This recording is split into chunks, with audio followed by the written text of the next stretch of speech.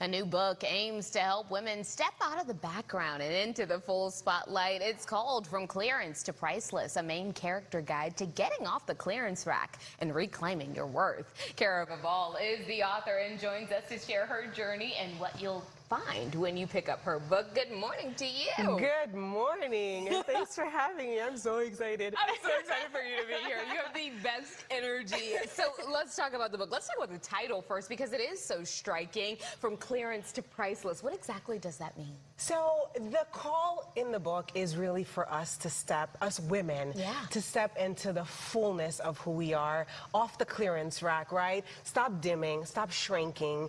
If it doesn't fit, move on, type of a thing. And so it's both figurative and literal, right? It's the clearance rack in life, it's the clearance rack in your finances, it's all of those things. So the call is step into your abundance, step into the fullness of who you are, and go after that dream that's in your heart, because you only got about 28,000 days out here, right? I like how you put a number on the days instead of years. Make it a reality for everybody, because time is short and it feels like we have all the time in the world and it's going to be okay and we have tomorrow to do it, but you really don't. You don't know if you do. Exactly. You don't know. So on the outside, life looks successful, but what was happening internally in your life? What made you want to start this process of figuring out how you get yourself off the clearance rack? Yeah, so I had checked all the boxes. You know, I had gone to college, law school, got the husband, 2 kids, you know, like the 2.5 kids. Trying to get like you, girl. Right, I had done all the things.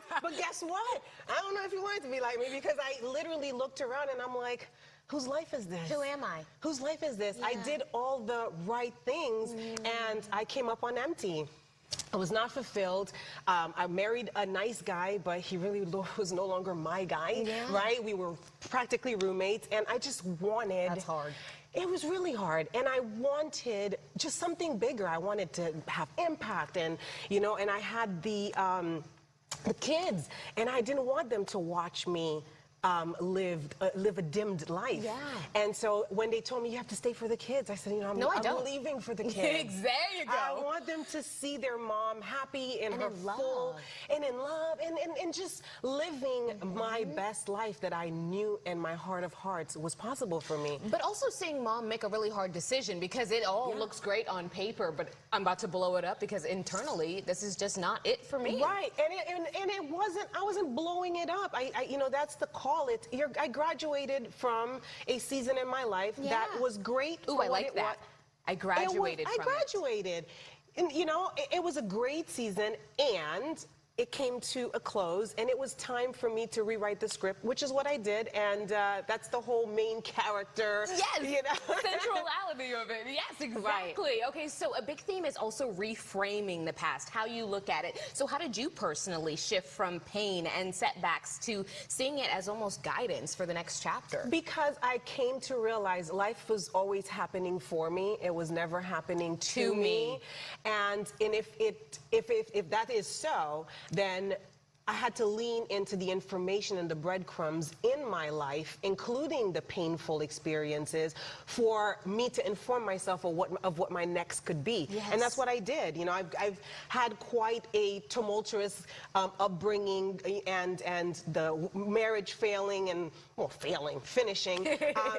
But I like how you're even reshaping the mindset as you're talking. Constantly, because, you know, we are so programmed that we're supposed to do it this way, and when we don't, we doubt ourselves in our decision making, and leaning into, no, it happened, it was good for what it was, and I am now moving into another chapter. So let me grab the information of what did I do that maybe I don't want to do anymore. How did this come to this come to teach me that I can now apply in my next season? And so that's the invitation. It's for you to really look at your life as it's a lot. There's a lot of information. There's a lot of breadcrumbs.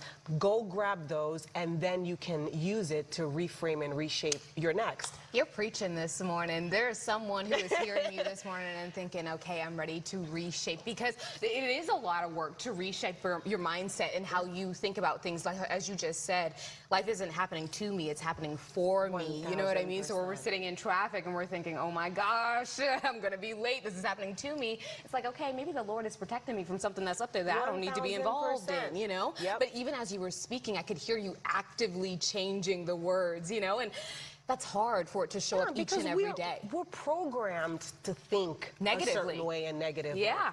And I don't want that. And I don't want that for women because, again, we are on borrowed time, right? This is, just like we're live here, life is live. You are live. This is not a dress rehearsal. This is your life, and we are live, right? Thank you so much for being here this morning and pouring into all of us women this morning. Tell us quickly how we can get your book. Vaval.com or everywhere that books are sold. Love. Thank you so much for being here. Thank you so much for having me.